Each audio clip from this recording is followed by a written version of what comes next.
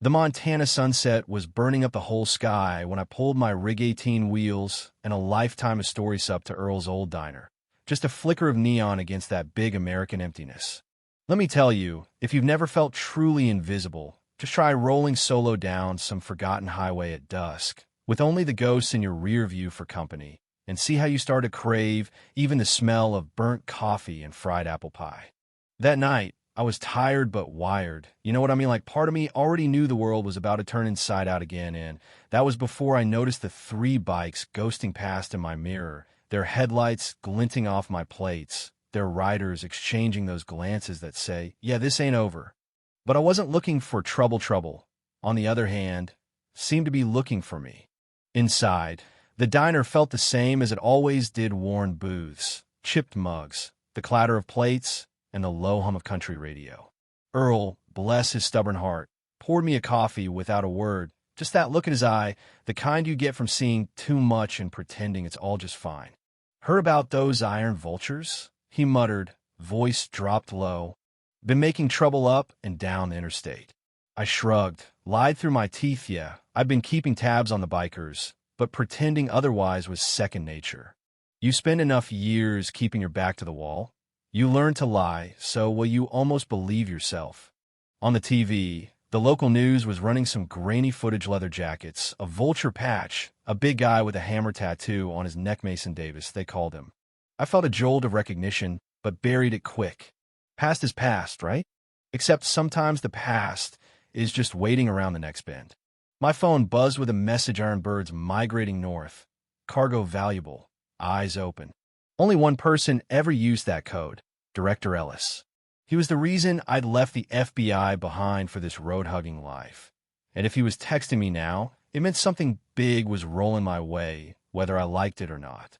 I was getting ready to leave, thinking maybe I could outrun whatever was coming, when the diner went silent. 6 bikers walked in, iron vultures, all muscle and menace, Mason right in the center. He took the stool next to me, leaned in too close, started running his mouth about protection for independent truckers. That's what they called their racket these days: protection. I played it cool, my voice steady as I told him I already had insurance. He laughed, but his smile died fast when I caught his wrist hard, just enough pressure to say I wasn't playing. Don't touch what isn't yours, I said. His eyes flashed, but he backed down. Yeah, that happened.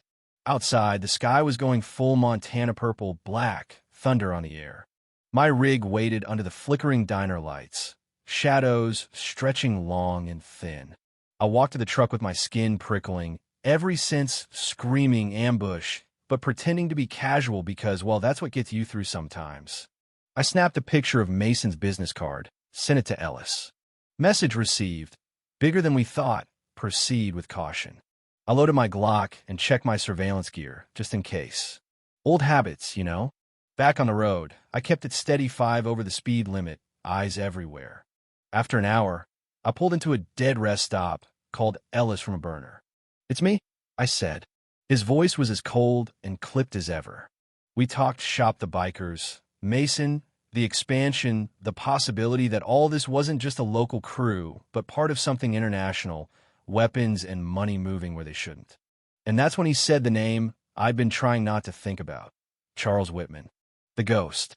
Ex-CIA, all shadows and scars, put a bullet through me 5 years ago, killed my partner, vanished into the wind. And now, maybe he was here, using these vultures as muscle. I told Ellis I'd help, but on my own terms, no backup unless I called for it. Trust didn't come easy after Chicago. You never stopped looking over your shoulder, did you? He said. I didn't answer because we both knew the truth. The next day, I stopped in Billings to gear up new tech, body armor, fresh burners. By the time I hit the road again, the storm was rolling in, rain lashing at the windshield. And like clockwork, 3 bikes started tailing me, keeping their distance but not hiding. I drove on, waiting for their move. It came outside Butte, where the highway pinched tight, boxed in by embankments. 2 pickups blocked the road ahead, bikers closing in behind. I pulled over, hands steady on the wheel. This was it. Mason called it a toll booth, but I wasn't paying. We tried to make me kneel. I moved fast, trained, no hesitation. took one down with an elbow, swept Mason into a windshield, glass and blood everywhere, crowbar in my hand before the others even figured out what had happened. Third option, I said, walk away now. One kid rushed me. Knife out, I broke his wrist, dropped him with a crowbar to the knee. The rest scattered, dragging Mason to a truck. As I climbed back into my rig, Mason spat blood and curses, "This isn't over." I smiled. I'm counting on it. That was all the confirmation I needed. They'd take the story back up the chain, and soon, the real players would start to move. I called Ellis. It started. The clock was ticking. I needed more than muscle. I needed proof. I set up a base in a trucker's garage outside Spokane, leaning on old favors. Linda and Joe, good people, didn't ask questions. I tapped to my team: Sophia Martinez on surveillance, Daniel Jackson on tactics. I didn't want their help, not really, but Sophia insisted. Old habits. Bad habits, she said. Michael wouldn't want don't. I cut her off. The past was too raw. Night fell. I watched the Iron Vultures clubhouse from the woods, night vision goggles, and a directional mic. Mason, face busted from our last meeting, was talking to a new face, older, military type, Russian accent, Spetsnaz maybe. That was the twist. This wasn't just a biker gang anymore. This was something darker, with training and outside funding. Then a black SUV rolled up, and out stepped Whitman. My heart nearly stopped, but my hand kept working, camera clicking. Got him. Next thing, I went undercover, new name, new face, Jamie Carter.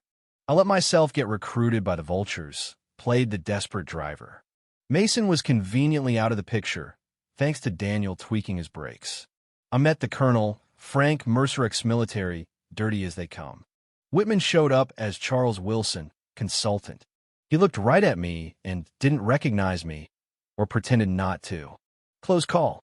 I passed their test, drove a van loaded with God knows what to Spokane, played everything by the book. But the Vultures changed the plan. Early morning meeting, new location. My gut screamed trap, but I had to see it through. They led me deep into the woods, then to an abandoned airstrip, where a cargo plane was being loaded under Whitman's supervision. I took pictures, texted Sophia, but before I could slip away, I was boxed in by another SUV. Clav and his goons grabbed me, zip-tied my wrists, marched me into the hangar. Whitman was waiting, cool as ever. "Did you really think a wig and some makeup would fool me?" he said, voice just dripping with history. He explained how he'd hacked our comms in Chicago, how my paranoia had isolated me. He laughed, almost gentle. "That's why you're here alone now, Agent Blackwood." Gunfire erupted. The FBI tactical team had arrived, led by Sophia and Daniel, the only people who'd never given up on me. The hangar lights went out. In the chaos, I fought my way free, zip ties biting deep, hands slick with blood and sweat. I made it outside as Whitman tried to escape by plane, but Sophia shot out the engines. The tactical team stormed in, guns drawn. Whitman finally stepped out, hands raised, smile cold. "Are you sure you wouldn't rather just pull that trigger?" he taunted. I almost did. My finger tightened on the trigger, but Sophia stepped up beside me. "He's not worth it. Michael wouldn't want this." And she was right. I had spent 5 years running from ghosts, but justice wasn't about vengeance. So I let the system do its work. As they led Whitman away, he hissed, "This isn't over." I just nodded. "Then I'll be waiting." Afterward, Ellis offered me a place back at the bureau, trainer, field advisor, whatever I wanted. Sophia and Daniel joked about me disappearing again. Maybe I would, maybe I wouldn't. I said my thanks, the kind that comes from deep in your bones, and hit the road. The pendant from my FBI days felt heavy in my hand. Maybe I'd wear it again someday, when I was ready. So I rolled west, Montana's sun on my face, the horizon wide open. For the first time in years, I wasn't looking over my shoulder. Whatever came next, I'd face it head on. That's how you survive out here, you know? You trust your people, you stay sharp, and you keep driving because the road's always got one more story for you, good, bad, or somewhere in between. And you listening out there, what do you think? Was it justice, or just another cycle of violence dressed up in a badge? Does the system work, or does it just leave more ghosts behind for someone else to chase? Drop your thoughts below, because out here, every voice counts and every story matters. Xin chào các bạn, mình là Trinh, mình phụ trách viết content. Trên đây là những công việc của mình, là mình lên mạng xã hội tìm hiểu những video. It is cold, yeah. Next one? Alright. Thank you, man. Hey, if you guys have any trouble, let somebody know. Please. After the tree to hold on to. Yeah, they're... Use the fence.